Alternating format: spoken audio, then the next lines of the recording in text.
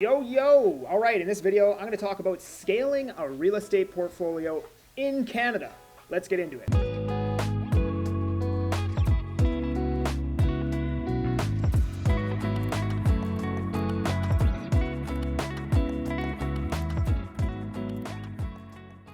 I'm That Agent Kelly. I talk about Canadian real estate in my local market of Abbotsford and the Fraser Valley. If you guys like my content, subscribe to the channel, like this video, and if you want to chat one-on-one, you can do so by scrolling down into my description, clicking on the link I provided there for my Calendly, and you can book yourself into my calendar so we can chat one-on-one. So how do you scale a real estate portfolio in Canada?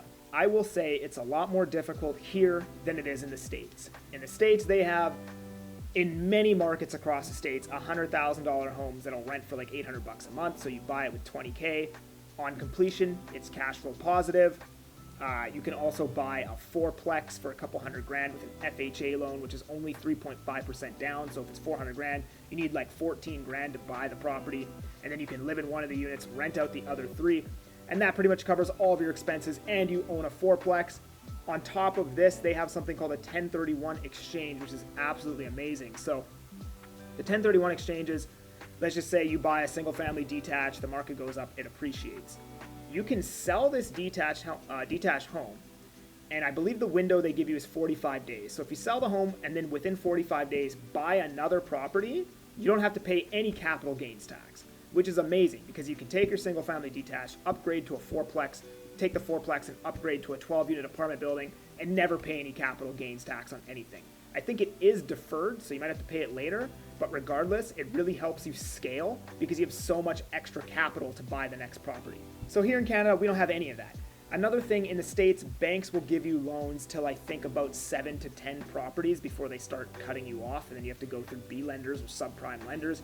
Here in Canada, it's really difficult to get a loan after about 4 properties unless your income is extremely high. So how people generally scale in the States, they'll buy a dilapidated property with somebody else's money, called private money, at a much higher interest rate, and there's usually points on the loan origination. So if it's $200,000 loan and they have a 2% fee, you're gonna pay $4,000 just to get the loan and then like a 13% interest rate or something crazy like that.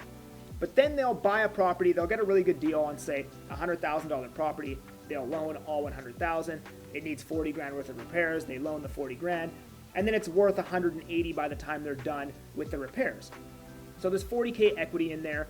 They can get a refinance from a bank, so they'll get a normal loan on this property now, and they'll pay back all the original loans, so $140,000 goes to them, $40K equity stays in the property. Now you own a cash flowing property with $40,000 equity and none of your own money invested. Hold this property for a couple of years, 1031 it into a bigger property. Or what they'll do is they'll just repeat this process until they own like 500 doors, and they'll even start doing it on apartment buildings. It's called the, I don't know if I told you, but it's called the BUR Method, BRRRR, buy, rehab, refinance, rent, repeat. And then in the States, because the cash flow numbers make sense, just make so much sense there, what they'll do is even after they own 7 or 10 properties, they'll just start leveraging partnerships, or they'll move into subprime lenders, because even if they have to get a loan at a percent interest, an interest rate that's a percent higher than what an A lender might give you, the bank, it still makes sense in their numbers, and they're not buying it with any of their own money anyways. So in Canada, the BUR method doesn't work as well for a few reasons. One, there's not as many areas that it works in. I know people were doing it in Windsor, Ontario about 4 years ago. I think prices are too high there now, and people were doing it in Saskatoon. I'm not too sure if it still works there now. What I've heard recently in the last couple of years is that appraisals are not coming out on refinances. So, you know, when you buy a home, the appraisers are usually pretty lenient on whatever you pay for the home because they know you need the appraisal to come out or you're going to be screwed. But on a refinance, they're a lot more stingy on the valuation that they give you with the appraisal. So for an example, I had a refinance appraisal done on my Windsor home. It was probably worth almost $300,000, came out at $180,000. Got a second appraiser to appraise it, came out at $180,000 again. So this is a problem that I know people are having trying to do BURRs. I know people are trying to do some BURRs in Calgary and stuff like that, and the appraisal just were not coming out on the refinances, and then they were holding really expensive loans for a while trying to get a different loan. But I'm not saying that it doesn't work. I'm just saying it's harder, a lot harder here to find a market that it works in. The numbers are a lot higher, and there might be more issues associated with doing the BUR method here in Canada, and I'm not even sure which markets that it would work in currently right now. And most investors in Canada, I would say, are located in really expensive and competitive markets where burring a house isn't even really a good option because the homes are so expensive and so risky to privately finance, and the market's so competitive you can't even get a good enough deal on a home to have that margin to be able to force the equity in the home that's needed for the appraisal to come out and you actually get your capital back to pay the private lender. Because remember, if you can't pull out all of your capital on the refinance, you can't pay back that lender. So if you're in a market where you think burring can work, that's probably the best way to scale a real estate portfolio by far. Now here, obviously, we don't have a 1031, but what I would suggest is possibly moving the capital from that property into commercial later on. So I think the best way to scale, and people probably aren't going to like this, but I think this is the reality, and if somebody out there knows better than me, feel free to correct me, but is going to be buying and holding a property either in your own market or a market where positive cash flow exists. And I've made plenty of videos on how you can actually buy a property out of province without ever seeing it or ever going there. Buying as many of these as you can, and it may take decades to build a portfolio that has a decent amount of equity in it. It may take a decade. And then eventually transitioning your portfolio or starting to transition it into commercial, I would think. And the reason why I say commercial is commercial loans don't work like residential loans. So on a residential loan, they're going to look at something called your debt to income ratio. As you buy more properties, your debt increases and your income just barely goes up from the rent. And they don't even add the entire rent to your mortgage application. They might just add 50% of it, 70%, 80%, every lender is different. But as you buy more properties, your debt to income ratio gets higher, and the max that you can have here is about 44%, I believe. So once you own 4 properties, most people are gonna be at that 44% or even well before that. But in commercial, the lender just looks at the property. So as long as the property makes sense, the leases are good, the cash flow numbers are good, they will lend on it. Now, I think for the first commercial property that you buy, they want to make sure that you have the assets to pay them back if you default on the loan. So you might have to collateralize it against another property you own, another residential property or a couple residential properties. But after you get the first one, then you can collateralize the next one against the first one. So they treat it like a business. They just look at the property itself. They go, yeah, all the leases are good.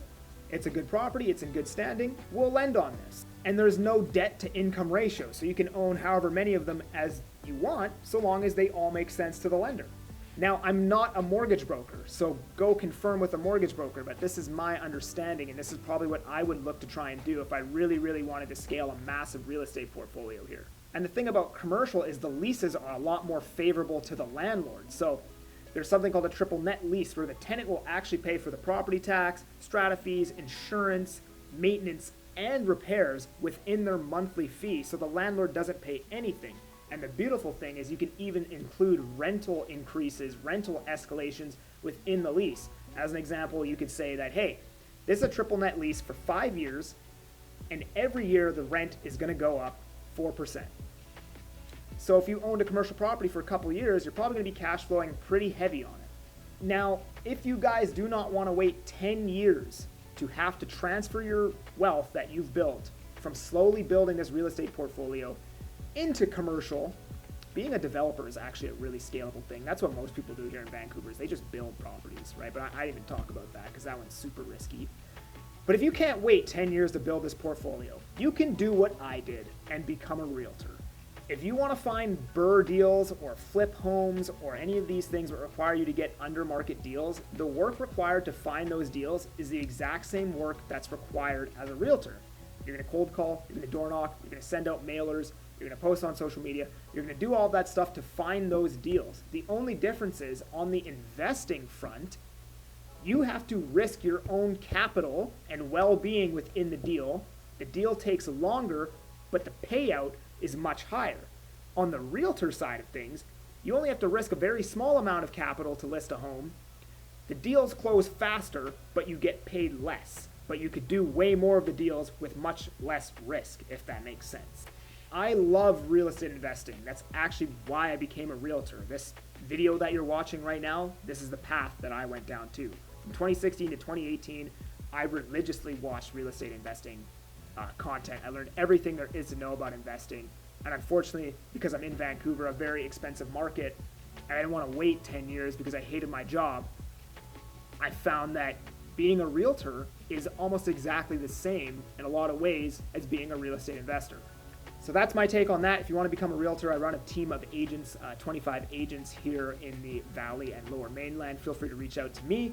And I'm always looking for new agents. If you enjoyed this video, subscribe to my channel, like this video, and we'll see you guys on the next one. I'm that agent Kelly, and I'm making moves to move you. Peace.